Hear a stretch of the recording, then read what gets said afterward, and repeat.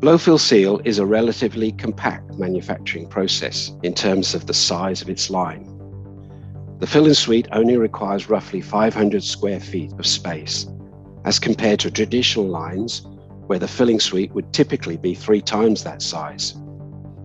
In addition, the secondary packaging line for BFS can take as little as 1,200 additional square feet.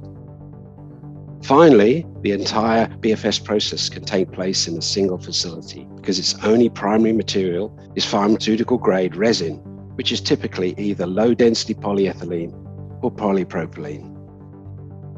Unlike other container materials, plastic BFS containers do not have to be manufactured in one facility, cut and shaped in another facility, and then filled and sealed in a third facility. This can greatly shorten and simplify the supply chain.